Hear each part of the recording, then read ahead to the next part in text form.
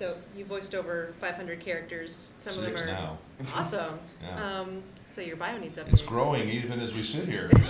As we speak. Yeah.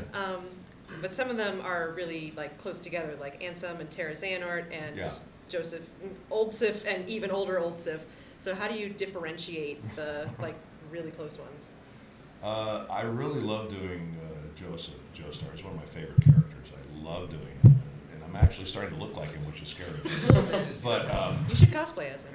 yeah, a lot of people have said that. I really love doing that character. He's just great. Now, what they've done is they've done the series in like 30-year increments, and the next series, which we're working on now, which I actually just wrapped my part in it. He's 30 years older, so he's in his 90s now, and he's just like a feeble old doddering fool. So it's it's always fun to work, but it's kind of hard to go from this robust, cool guy who fights people and is just really this great character to this kind of feeble, doddering, drooling guy. So that's kind of tough, but I don't know if that answers your question or not, but you said they were kind of close. Yeah, they are kind of close. And then like Ansem and Terra Xehanort, what do we have a little bit of a difference between those two, or are they essentially the same voice? They're pretty similar. I noticed there is a little difference in the voice of those characters. If you listen to them, they're slightly different. Ansem is, he's kind of like the main character for me in that game, Kingdom Hearts. He's the main, the villain. And so, but they've had me play some different characters throughout that series, and God, I've done I think 8 of them now. Awesome. If you can believe it, all the different How many incarnations. times did you have to say light and darkness and hearts? A million. And people always say they should have a drinking game like that, where every time I say darkness, I think, of course, they just get really blottoed by the first 15 minutes, I think. But, it's really fun. That was a really fun game to be part of, to be honest with you, and people love it. And, it's huge. I think the first day or two it came out, it pre-sold like over 5 million copies. So it's Kingdom Hearts 3 did? Yeah, it's huge. It's just a huge game. So it's really nice to be part of something like that.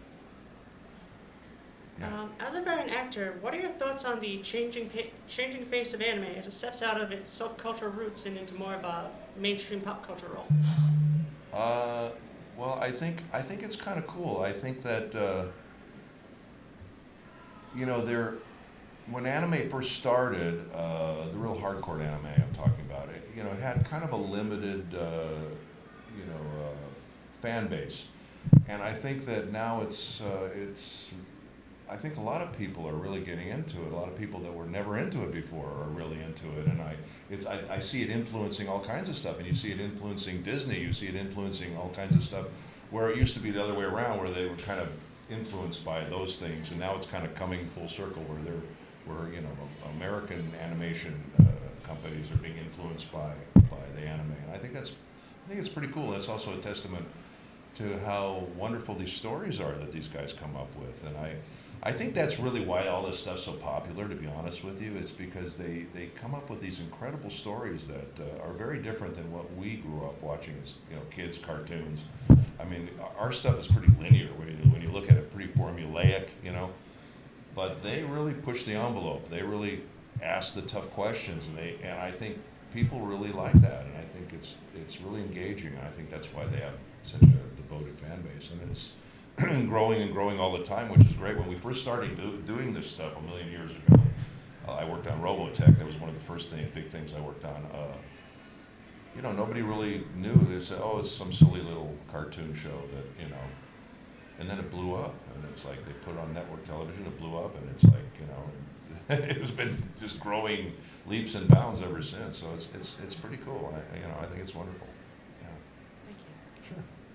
With the recent passing of Monkey Punch, what does it mean to you to voice one of the main characters of the Lupin series? And not just thinking about being just Jigen, but the fact that you've also gotten to showcase that Jigen with the Toonami fan base as well, with all the. Well, and I also direct the shows. I direct the series, the games, and the movies.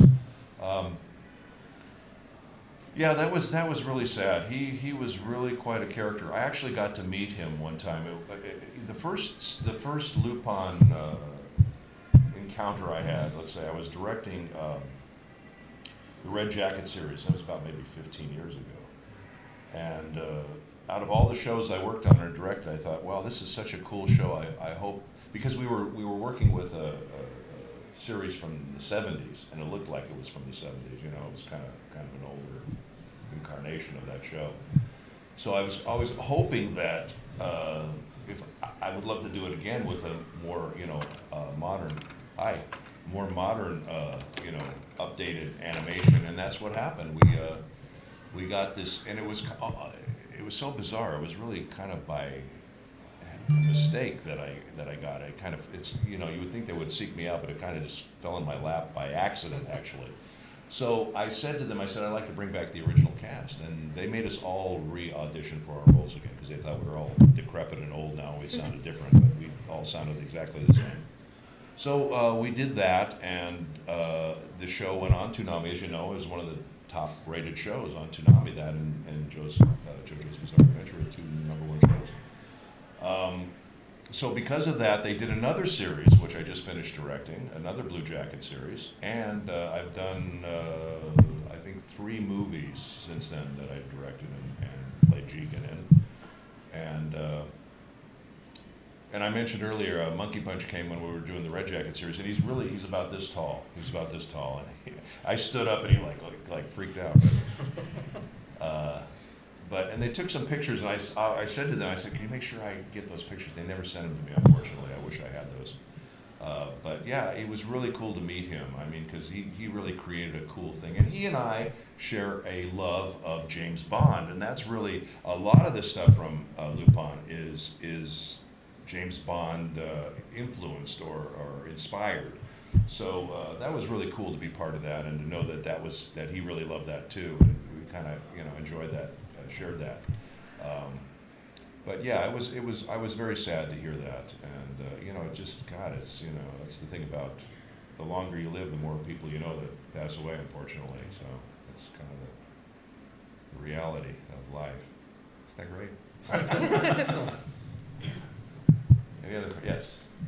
So how do you feel when you go back and you look at your previous works, or like, what are your thoughts on that, or what do you look for? Anything in particular, or? Yeah, anything, or anything. You mean, what do I think about it, or?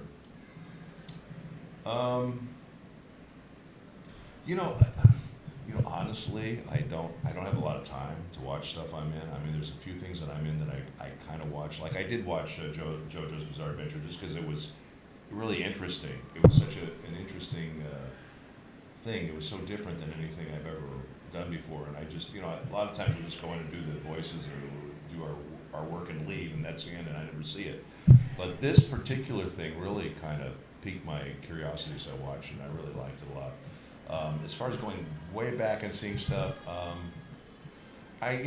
most of it is like technical stuff that I see now, because we've grown so much with all the stuff we can do with sliding lines and cutting them, expanding them, contracting the lines and doing stuff technically with it that I kind of notice that stuff. If I'm not the one who directed it, I'm always kind of watching the sync on it to see if they did a good job with the lip sync or not, and sometimes they don't do such a great job.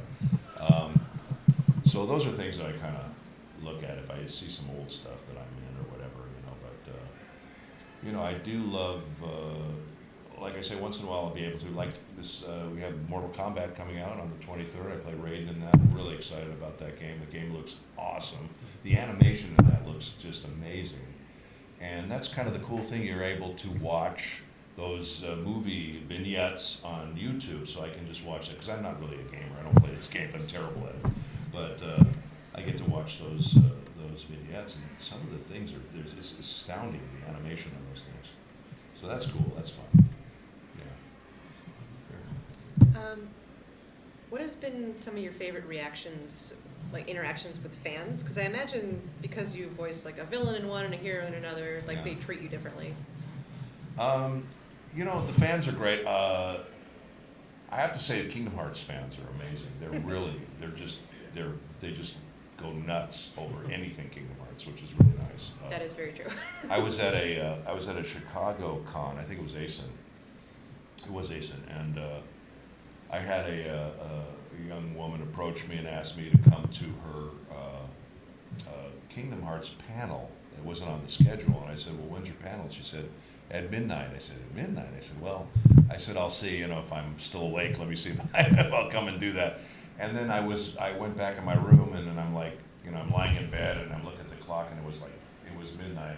So I called my handler. I said, can you get me to this panel? And I expected there to be like 20, 25 people at this thing. So I get in there, and it's like one of those huge rooms that's packed to the gills. I mean, packed. And I walked in, and she goes, oh my God, it's Richard Epcar. And the whole place went nuts. It was like one of the Beatles walked in. I mean, it was ridiculous, and they were going crazy. And I did a line from the thing, and they all went nuts. And then they wouldn't let me out. I was like signing everybody's autograph. It took me an hour to get out of there. But that was really fun. And I mean, they're amazing. The Kingdom Hearts fans, they're just great. What line did you do? I think I said, darkness is the heart's true essence. You know, whatever that means. Exactly, whatever that means. Yep. But they loved it, so that's Awesome. important. Yeah. You've played a wide variety of characters through your career, and you've pretty much run the gamut in genres. So Yeah. I just want to know which your favorite genre. Sorry. That's okay. What's your favorite genre to act in, and what's your favorite type of character to play? I always think of Peter Ustinov. He had the greatest line. They say, what's your favorite character? He'd always say, my next, which I think is a great answer. But, you know, I've been really blessed. I've been very fortunate to play a lot of different characters, a lot of, as you said, a lot of different, you know, shows and games and that sort of thing. I really enjoy it. I pretty much enjoy playing all of them. Raiden is certainly one of my favorite. I love doing the Joker. The Joker is a great character. I really enjoy playing them all. You know, the Joker is really fun because he's so crazy and you can do pretty much anything with him. But Raiden is really nice because before he went, you know, got in the Jinsei and chamber and became bad Raiden, he had just a real morality about him, and he was very honorable and noble. And those to me, I really enjoy playing those kind of characters because it's really nice to kind of elevate that whole thing and try to be, you know, honorable about something. You know, and the villains are really fun too because you get to chew the scenery and do all that crazy stuff, and you know, that's fun. But it's all fun. It really isn't, like I say, unless you're screaming your butt off for hours at a time, and then it feels like you've gargled battery acid, and that's no fun. But yeah, other than that, it's great. Yeah. Did you have another one? Yeah, I'm sorry. No, I that's didn't mean fine. to skip you guys. You have the equipment over there, so. With how fans were anticipating the third series of JoJo's Bizarre Adventure, Joseph, people were excited to hear the cast from like the first 4 episodes reprise those roles. Did you have to audition again? Did you kind of know that you guys were going to be back doing JoJo's Bizarre Adventure? You know, Stardust, it was so Crusaders? weird because initially, and this is years ago, and I'm kind of forgetting, but they had us do it with like an English accent. We did a few of them with an English accent, and then they decided they didn't like the English accent, and so we did. And I'm glad they kind of dumped the English accent. I don't think it was necessary, but I just remember we did 3 shows that were complete after the English thing. And once again, it was at ASIN. They brought me in, and at the time, I think it was Warner Brothers Japan that owned the show, and they brought me out to ASIN. I was the only one they brought out, which was really nice. And they had me on stage, and they showed the 3 episodes, and I had never seen the shows up to that point, you know. And I watched the show, and I said, "Hey, this is really fun. I really like this." So I was thinking, God, I hope they, you know, they do the rest of the series, which they finally did. But it was really kind of a slow going. I don't know why it took so long for them to get behind this thing, but for some reason they did. But you know, now they've got a big hit on their hands, so I'm sure they're all glad they did. But yeah, it was really cool, and I really enjoyed working on it. So yeah. What do you find to be the most rewarding thing about your career? Directing, acting, whichever. I love them both. You know, I really do. It's funny. I'll go through periods where I'm doing only voice work for a long time, and I go, I kind of miss directing, and then I'll be doing directing for a long time.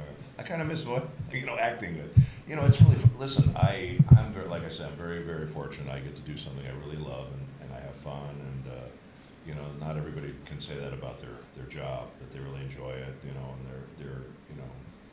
So I have a lot of fun doing this, and as an offshoot of this, I get to travel and come places like Boston and meet you guys, and you know, it's really fun. I get to go all over the world, you know, doing this stuff. So it's really nice. I love it all. It really is fun. So yeah. So what was that moment? Can you tell us about that moment where you kind of decided and said, "This is what I want to do for my entire life. I want to be a voice actor"? I don't know that I made that decision. I went to Los Angeles to become an on-camera actor, which I've done a lot on-camera. I did a lot of soaps and some TV shows and that sort of thing back in the day. And actually, my wife kind of got me into this business. She was in some movie that she did, and the guys who did that movie did another film, and they didn't like any of the actors' voices in the movie, and they wanted to replace everybody's voice. So they were having auditions, and she said, "Can I bring my boyfriend?" It was me. And I went there, and the guy said, "Have you done this before?" I said, "Oh yeah, I've done it a million times. I never did it before in my life." But I took to it like a duck to water. This is dubbing I'm talking about, because I'm also a drummer, and there's a real rhythm to this stuff. So the combination of me being an actor and a drummer really worked well with this, and I got the lead character in this movie, and after that they really liked me, and they kept having me come back and do a lot of this stuff, and these were all live action movies. And then from there, I got into another studio, which was the Harmony Gold Studio, Intersound, and I started doing Robotech, and got cast in that and a bunch of other shows that they did. And that's how that whole thing started. And basically I've just been working, I literally work almost every single day doing voice work. So I mean, from that on, and this has gone on for like 35 years now. So, I mean, you know, and it's hard when you're constantly working to pursue the on-camera stuff, you know. And once in a while I do on-camera stuff. I had, you know, some commercials and some other things that I've done. But this is stuff where it's just, I'm in demand with this stuff. So it's kind of nice to have that, and not, you know. When I first came to California and I would audition for something on camera, there would be maybe 25 guys auditioning. And then when you get a call back, there maybe be 5 guys, maybe 3 to 5 guys. Now you go, there's like 200 to 300 guys there auditioning for something, and you get a call back, and there's 50 to 100 guys at the call back. And it's just kind of ridiculous, you know. So anyway, I still love that. I love acting on camera. I really do that. And my wife and I have done some plays together and that sort of thing. We still do a variety of stuff.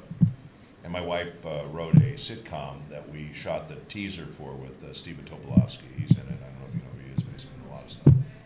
And actually, Stephen and I were in a movie together called Memoirs of an Invisible Man with Chevy Chase and Daryl Hannah.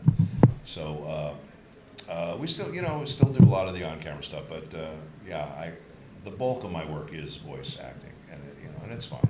And the thing I like about it is that, you know, vocally you can create any character you want. Whereas on camera, you're pretty much relegated to the way you appear. So it's almost more creative in certain ways to be a voice actor. Did you find a question in there? Yeah, so do you have any bizarre adventures of your own with voice acting? Bizarre interests? Bizarre adventures? Oh, bizarre adventures. I've had some interesting things happen sometimes. Nothing really comes to mind except this one instance. We were working on something, and we were doing some walla for a show. And walla means, you know, it's like the background ambiance sound, where you're like, if you see a scene, people are in restaurants, and you hear the people in the background, you know. And so we were doing the walla scene. It was a little tiny booth, and there was 3 of us in there, and one guy had really bad gas, and he just was like letting it rip like every minute, you know. Every time he would do it, the other guy would laugh like a hyena, and I'm thinking to myself, I'm in hell. This is hell. And finally got out, and the client came over to me and said, "Oh, you're trapped between the gas man and the village idiot." I said, "Yeah, it was a rough session." It was really a rough session. So yeah, that's the only bizarre adventure that comes to mind at this point. But yeah, you know, most of the time it's been pretty straightforward, and you know, most of the people are pretty cool. I've had some not so nice directors, you know, and that happens sometimes, but thankfully, it's a real minority, and most of the people are pretty cool for the most part. So, Since you have your own blooper panel, which I'm going to try to go to, Yes. is your style of directing and acting sort of geared to like improv a little more or not? You know, sometimes, listen, because I am an actor, I come to directing from that side of the table, and I think it helps because there are directors that are not actors, and I think it really helps to be an actor because you know how to communicate with the actors. And if I have a good actor, if I've cast a good actor and they're in there, and somebody says to me, "Hey, I've got an idea," I'll say, "Yeah, let them go," because they might come up with something better than what we have, you know, and that's great. So, you know, that's why you hopefully cast the best people because they're going to bring something to the table. But yeah, no, I'm very loose about that. On the other hand, there's been times where I've been in the booth and I've said to the director, "Hey, you know, let me try something." They go, "No, we got it. We're moving on." And it's like, okay. Is it harder to do that when you're dubbing something and it has to match the lip flaps to do improv? Yeah, of course. You know, and it's, you know, a lot of the stuff we do sometimes it sounds like it's improv, but that's just the skill of the actors because, you know, it's been adapted and written so that it does actually fit in the mouth, you know, the sync. So, yeah, so it's not always easy to do that. But if somebody can come up with something like, you know, we can come up with stuff on the fly all the time that actually fit and look good, you know, hit all the labials and everything. So, Is there a fun example of that? come to my panel tonight. All right. I'll take panel. You'll see a lot of examples of that. All right. Are there any jobs where you've showed up and when the director gave you some instructions, you're like, this isn't what I was expecting at all? No, but there has been times where I disagree with the director, and you know, it's there's been some times where the director basically has a certain way he wants it done, and when you're the actor, you have to kind of defer to the director because he's the captain of the ship, and sometimes I don't always agree, and the problem is because I am a director, I have my own ideas, you know. But when I'm in there and they want me to do something that I don't agree with, I have this mental image of a switch on my brain, and I basically turn the switch off, and then I just try to give them what they want. I just become like a puppet basically, and as an actor, it's really no fun. It's not very artistically gratifying, but you're giving the director what it is they want, and you know, listen. Oftentimes, the directors, they know the show better than you do, especially if you're coming in for the first time. Hopefully they've seen, although I just did this game last week, and the director had no clue what was going on any of it. And I said, what's happening here? I'm like this one character, I'm talking to this woman, and she's all distraught, and I'm standing there, and we're having this kind of confrontation, and I said, what's the context? What's the relationship? And he said, I don't know. So when that happens, you just have to kind of make a decision and go for it, you know. So, and that happens too, unfortunately. And the whole time I'm thinking, why is this guy directing this? But it happens. One of the characters that you've played, at least recently, that I really enjoyed watching was Dagusa in Gundam Unicorn. Yeah. And something that Gundam seems Another to guy that gets killed. Yes, sadly. Something that Gundam does really well is kind of blur the lines between what's good and what's wrong. And what I found interesting about Dagusa is that even though he wasn't necessarily like a good person, he seemed to have the best moral standing of anyone on that show. Yeah. And so I'm kind of curious how you felt being able to go on that emotional ride, considering the OVAs are a lot longer than 20-minute episodes, and you kind of get to see more of it like in first glance instead of like waiting as an episodic thing. And the fact that a performance like that got to be shown on Toonami, something that like is kind of conflicting as Gundam can be. Well, it's listen, it's always fun to work on a Gundam project. I've done a lot of Gundam stuff over the years, and it's always nice when they bring me back. And this particular character, I liked him. I like those gruff guys who are basically it's my way or the highway kind of stuff. They're very fun to play. Yeah, he was a great character, and then I didn't know he was going to die until I was actually right there singing. I went, oh, great. And that's what happened with Ben Dixon, too. And in Robotech, I said, wait, he dies? But in Robotech, it was so weird because they never had cartoons where characters died before. So that was like earth-shattering. you know, we'd never watched a cartoon where a character died. That was like so bizarre. And now more and more these things are getting more real, you know, and characters are they're dying, and Joseph's getting older. He never you know. dies, though. Well, he may die. Who knows? But you know, it's just interesting. They're making them more immortal. You know, these characters. So it's kind of fun to play.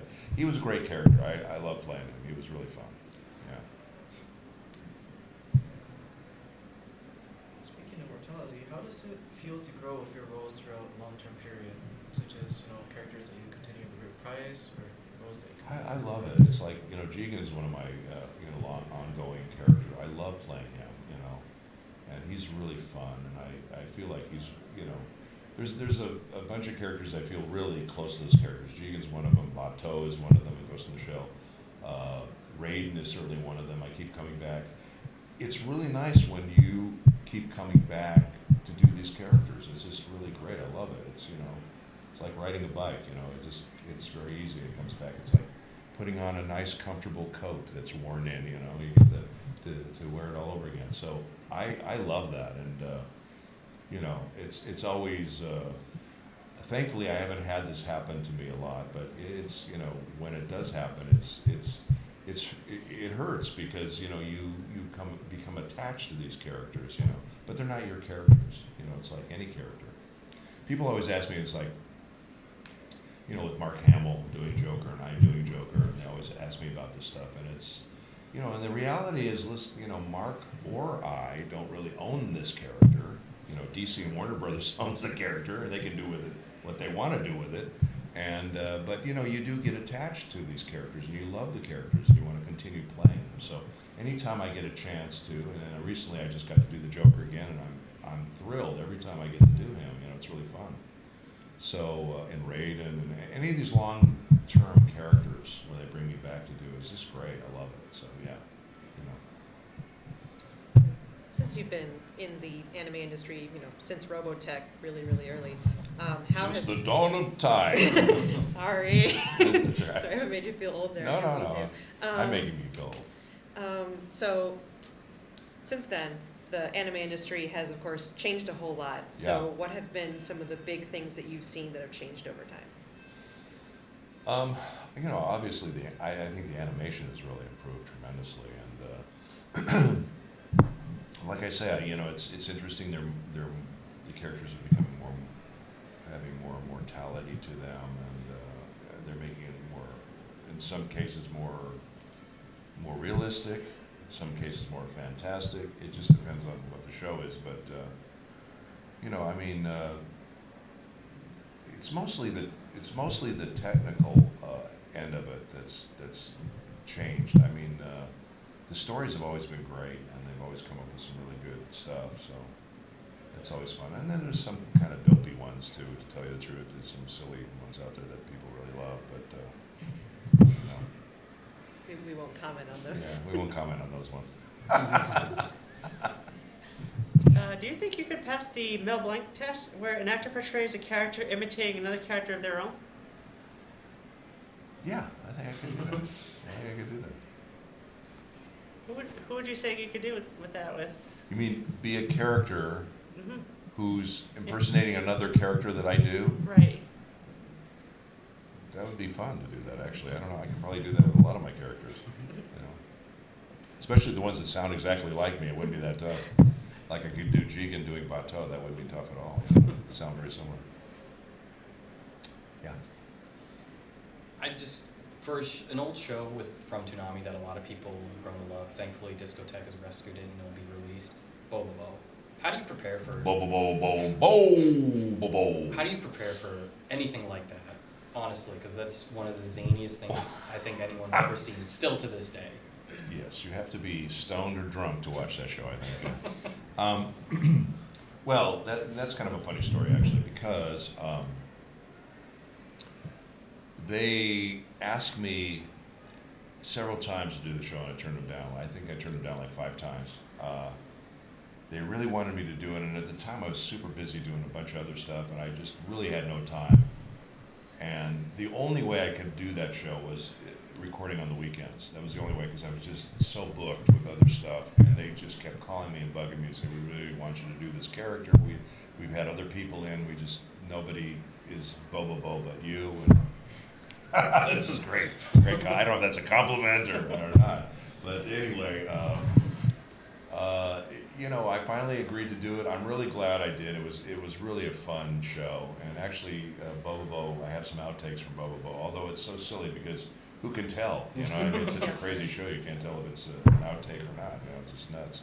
But that was a lot of fun to work on. And you know, I hear rumors they're bringing the show back, but no one's approached me. It's like I say, who knows? They may not go with me. They may go with somebody else. Oh, you mean a reboot? I thought you meant the rescue, like the older stuff. Okay. No, they're gonna do a new version of it. So yeah, I don't know what's happening with that. There's also a new version of Ghost in the Shell, and no one's contacted us either. So you know, they're probably gonna do their own thing, which you know, you have no control over that stuff. So like I say, it kind of hurts when they take your characters that you've got really attached to and do that. But you know, what are you gonna do? You know? Speaking of Ghost in the Shell, so what really cemented Ghost in the Shell as like one of your top works? Sure. Is there a question? Oh yeah. So like I'm asking like, was there any like eureka moment with it, or is there any moment that really clicked with you, or? Well, you know, Ghost in the Shell was, we did the movie first, the first movie that they came out with, Ghost in the Shell film.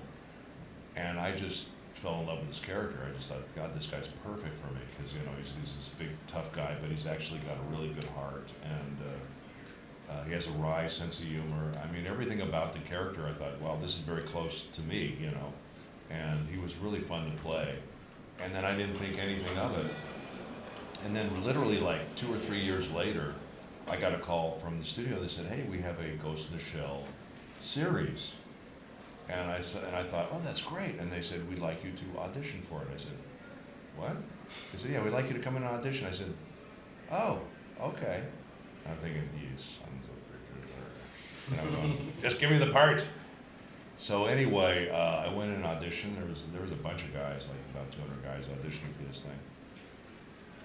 And I got the part, thankfully, because I think I sounded like the guy in the movie. So, but you know, the thing is, there was really only 2 of us that got recast with the show, and that was William Knight, who plays Aramaki, and me, who plays Bateau. Everybody else, they got new people for it. So, and I think the cast was really good on the series. I loved working on that. So, once again, it was like nice to return to that character. He was slightly different from the movie. He was a little more serious in the movie. He was a little more flip in the series. And that was a perfect example of when a director directs you to do something that you don't quite agree with. You know, I love Kevin Seymour. He was the guy responsible for bringing Ghost in the Shell in the United States. And he was a great guy, but I didn't always agree with his direction on stuff. So, you know, I just kind of had to, you know, bite the bullet and do what he wanted me to. But I actually got to direct Innocence, which was a movie, Ghost in the Shell film. And so I did it the way I wanted to do it. I played Bateau the way I wanted to play Bateau. And that was kind of a nice, cathartic experience. So that was really nice. Have there been any characters that you know, would be your dream role to play? Yes. I want to do Batman at some point. And actually, I think it would be fun to do Batman and the Joker. Because they're so different, you wouldn't be able to tell. And I'd like to do James Bond, but I don't know how that would work. But yeah, I don't know if there's any animation in James Bond or not. Video game, maybe? A video game, maybe, yeah. But I'd like to do something in that world. The only thing I got to do in that world was Ellen and I cast the mocap for one of the games. It was called, when we were doing it, was the Quantum of Solace game, but I think they named it something else. So I don't even know what the actual, and that happens all the time. We go in, especially with games, you go in, they'll have a weird name for it. It's like this, all last week I was working on this game called 7-Eleven. Well, it's not 7-Eleven, it's something else, and I can't say what it is, but it's just they call these names, and sometimes if you don't know what the hell it is, and then the game comes out like, you know, a couple of years later under a completely different thing, and they go, oh, you were in that game, and it's like, I was? You know, okay, if you say so. All right, one of the longest standing acts in the industry today. How's it feel to know that your voice has basically guided a generation of fans through not just their lives as a fan, but as people as well? Well, if that's true, that makes me feel good. I mean, you know, it's nice to do something that people enjoy, you know, and hopefully I've created something that they enjoy and like, and that makes me feel good. So I like that a lot. I like being part of something like that. Yeah. That's cool. Thank you.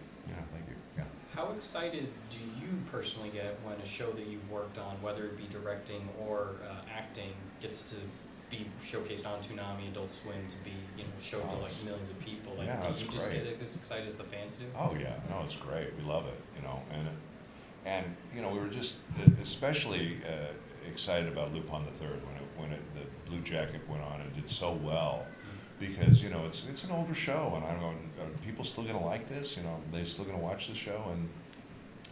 And yeah, they do. They love it, and it's great. And I think the people that we, you know, that I cast this show, and I think the people I brought on board are just perfect for these characters, you know, and I think we really bring these characters to life, and obviously the people that create the show, you know, in Japan, they do an amazing job creating and writing it, and you know, and the animation now looks so much better than it used to. It's just grown leaps and bounds, so, you know.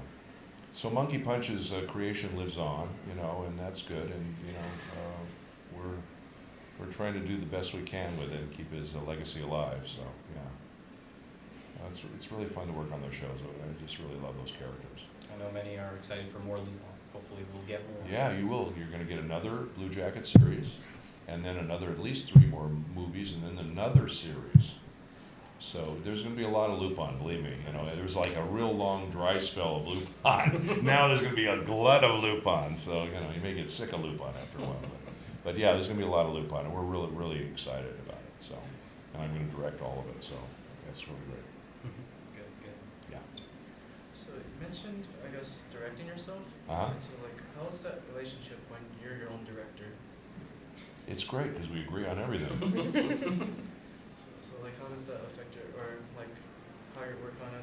It's kind of like a unique situation, I guess. Or You know, it is unique, and some people either they can't do it or they don't like to do it, because some people like to have that third eye. And but you know, for me, I kind of really know what I want, so it's really worked out nicely. You know, and sometimes I'll it's a little schizophrenic. You know, you'll get in the booth and you do the line as the actor, and then you know, sometimes I'll just know that worked. Sometimes I'm not so sure, so you know, have them play it back, and I'll listen to it as the director, you know, watching it objectively.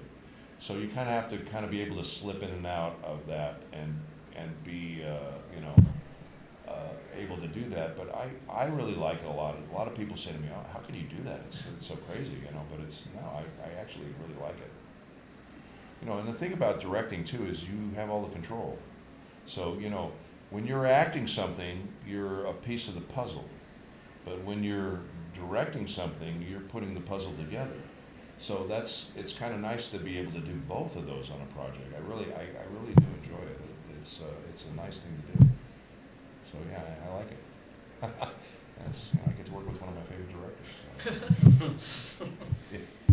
How do you find working with your wife to be different from like working with other people? Is it difficult to sort of have a work relationship and a regular relationship, anything like that? She and I have done a lot of stuff over the years together, and yeah, no, it's great. You know, Ellen's very talented. She's an amazing actress, and she approaches stuff a little from a different place, a little bit than I do. But no, she's great, and we've done, like I say, we've done a lot of projects together. But you know, she'll try to pull rank on me sometimes. Say, "Honey, I'm not doing that." I go, you know, just do it. It's right. Fans of Bleach have been begging for a continuation Oh, Bleach, yeah. from the manga. How much would you definitely want to have that happen so you can come back, especially Oh, sure. as Zangetsu, yeah. he's a pretty important character. Yeah, no, absolutely. I would love to come back. You know, all those. That was a really huge huge show. And a lot of fans with that show too, and that's pretty cool. You know, and I get to insult Johnny and Bosch all the time, so that was fun. You know. But yeah, no, it's a great show. I'd love to come back. Listen, you know, people go, would you consider coming back? Yes, of course. You know, if you have a job for me, I'll show up. You know, unless it's really horrible. But yeah. Great. So are there any future works or projects that you're allowed to tell us about that you're especially passionate about? Well, Mortal Kombat's coming out April 23rd. I'm not supposed to say I'm on it, but they're showing all of the trailers with my voice, so I don't know. You know, it doesn't make any sense. And it's already on IMDb with me as reading. I just saw, apparently there's a French commercial for it, for Mortal Kombat, and Christopher Lambert played Raiden in the movie, so they put him in the commercial. He's playing Raiden. I feel like saying, "Hey, that's my Raiden. That's not your Raiden." But you know, I've got that. Kingdom Hearts just came out. What else we got going on? We have the new Lupin series that's going to be going on Toonami, actually, the new Blue Jacket series. What else is happening that I can talk about? I just wrapped this JoJo's Bizarre Adventure. I don't even know the name of it. Diamonds Diamond Unbreakable. something. Diamonds Unbreakable, yeah. Diamonds are forever. Yeah, that. We'll go with that. Sure. And what else? Just, you know, it's so much stuff. It's just so hard to remember everything. It's crazy. So people start asking me about various cons I've been to. I said, oh my God, I can barely remember the characters I played, let alone all the conventions I've been to. So yeah, but some good stuff, some really good stuff's coming out. Something really huge I can't talk about, unfortunately. I'm real excited about, but I can't talk about it. That one I can't. I'm in trouble. So, but lots of stuff. What are some of your personal favorite, like, anime movies, any of that? Because you were talking about how much you appreciate how good the stories of anime are, so are Yeah. there stories that you particularly love? Oh, you make me think now, aren't you? There's been a lot of good ones. I mean, I like a lot. I like all of the Ghost in the Shell movies. They're just really good, and so many good ones out there. Doesn't have to be anime related. You mean just animated? Or just like stories that you particularly like in general. Things I that will you say, find you know, talking about animation, there was a show that I watched as a kid, and I think it only had one season. And I just really liked it because the whole thing was done with watercolor and Indian ink. And it was the Lone Ranger. And it was really cool, and it looked amazing. And I'd love to be able to find that somewhere. I don't know where it is, but it was really cool. And I just liked it because of the art work that went into it. It was just really different and unusual. But there's so many. I mean, they've come so far with all this stuff. And I haven't seen the new Spider-Man. It's supposed to be great. I haven't seen that yet. I really want to see that. I'm looking forward to seeing that. But there's a lot of good ones. And you know, part of the problem too is I'm so busy doing this work. I hardly have time to go out and see anything. But you know, I'm sure when we leave here, I'll go, oh, I should have said that, because you know, something will pop into my head. But I'm just drawing a blank right now, to tell you the truth. But you know, yeah. So we're at 10 minutes. What? That's outrageous. As someone who does work on numerous levels, both as a director, an actor, and now as someone who co-runs it, who basically runs a studio, where do you see the industry today, and what avenues do you see them turning to for growth in the future? Well, I just see the technology getting better and better. You know, even with some of the games we used to be, you know, me in particular, I'm really a stickler for the lip sync, and I really want it to look like they're actually speaking English if they're speaking another language. And my feeling is if I've done a project where you forget you're watching a dub project, then I've done my job. There's so many of these things you watch and you go, oh my God, that's horrible, and it just takes you out of the story. So they're coming up with a lot of new ways to do this stuff, and some of the games they basically re-computerize the lips, so you don't even have to worry about doing the lip sync, and they'll basically reanimate the lip sync to your dialogue. So no matter what language you do, whatever, they have all this stuff, then that's pretty crazy. So that's a crazy thing. And I just see more and more of the technology just getting better and better, and you know, making it a little easier to do this stuff.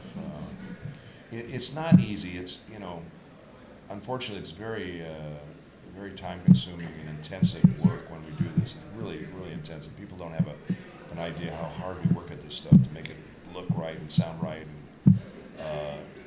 you know, and the fact that we record everybody one at a time, it's a miracle. It all sounds like we're all talking to each other, because, you know, it could be really horrible. You know, if you know, if you have a bad director and they're not paying attention, you know, the lines don't track and it doesn't make sense, or, you know, you're answering something that doesn't really, that's not what they're, you know what I mean? It's kind of a whole different deal. But I think technically everything's getting a lot better, and that helps, you know. Unfortunately, with that comes more pressure, because now they want stuff even faster, and, you know, quicker turnaround, and cheaper. So, you know, we'll see how that ends, but, you know. Yeah. Have you been to a JoJo panel with Ben Diskin and like have fun just basically both being Joseph? A Joseph panel doing what now? Just anything, really. Oh, just like panel. joking around, since you're both the same character, just one younger and one older. No, I haven't, and I thought it would be fun. We did we were at, what is it, C2E2 in Chicago? Yeah, yeah. And Matt Mercer and I were there, and we were in a, you know, and I didn't even know about it. They came and grabbed me and said, "Oh, Richard, you got to go to this panel." I said, "Okay." It was another thing where they had like a giant, you know, Astrodome filled with people in there, and you know, and people were just, you know, so jazzed about the show, and it was crazy, you know, and so that was, you know, that was interesting, and then people, they love it. They just love the show. So yeah, it was a lot of fun. I'd love to do more JoJo stuff. I really miss playing him as when he was, you know, Yeah. vibrant, not a doddering old drooling Yeah, it's kind of sad. fool, you know. Everyone misses the robust Joseph. Yeah, you know. It's like nobody wants to see Superman as, you know, old doddering drooling. You know, nobody wants to see that. So, whatever. It's fine. Yeah. So are there any like particular projects, such as games or anime or shows, that you'd like to work on in the future? So, I don't know. You know, like I said, I'm always busy, and they always call me to do stuff. So it's just, I don't know of anything coming down the pike really. That I don't know. You know, who knows? There's a lot of great stuff being made right now. This is a great. I mean, this is like the golden age right now. I mean, there's so much stuff being made, and it's just fantastic. And you know, there's so many more outlets now for this stuff, and there's going to be even more, because like Disney's going to have their own channel now, and Warner Brothers is going to have their own channel now, Fox is going to have their own. They're all going to, you know, they're all going to need content. So there's going to be a lot of stuff and a lot of work for everybody. It's going to be great. And we're all going to be very, very busy doing this work. So there's going to be a lot of new stuff and good stuff coming down. So yeah. Voice actors, I've always heard that voice actors like to leave little bonds for other people when they come into the booth after them. Yeah. Is there a particular bond that you remember leaving that that was just one of like your all-time favorites? Well, you know, we were talking about these outtake things that we do. You know, a lot of times we'll do a funny outtake, and then we'll have the actor come in and we'll go, okay, here's the scene, and we'll play the outtake version for the guy in the scene. And sometimes they'll just bust up and they'll laugh, but sometimes they'll play along and they'll come back with another. And there's a few of those in the outtake thing, which is really fun when they play along, and then we got like a whole string, and then we'll play it for the third actor, and they'll add something to it, you know, and then we have that. It's just kind of a fun thing, but we have to be careful, because there was something on Lupin that I put in. It was like a silly little line. Thankfully, it wasn't anything, you know, foul language or anything like that, but they forgot to take it out, and it showed up when they aired the show. It showed up on the thing. You know, I go, wait a minute, that was supposed to be taken out. So yeah, you got to be careful sometimes. Was the screaming for Myotismon difficult at the time when you were recording that? No, my Myotismon was really fun, and you know, I did Dracula on stage for a long time. I did many incarnations of Dracula, so he was basically Dracula without the accent, and he was a lot of fun to do, very popular, I know. And then I did Edamon, who was fun. He was like an Elvis Yeah, character. yeah. And he was really a kick in the butt. How are we doing time-wise? We doing okay? 5 minutes. How about 5 minutes? Yeah. Okay. But yeah, no, those characters were really fun. And I directed the first season of Digimon. And then I got this great job from DreamWorks to go all over the world, and I was actually out of the country for 9 months, and I went all over the world supervising for them their movies into other languages. So I was doing the opposite or reverse thing of what I normally do, and that was a wonderful gig. I had a lot of fun. I got to travel and see a lot of things, but I missed doing it, you know. I missed doing it, so I got back, and it was tough because it was almost like I was gone almost a year. It was like I almost had to start all over again. It was kind of crazy, but thankfully it all worked out, and now I'm busier now than I've ever been. So it was a good thing.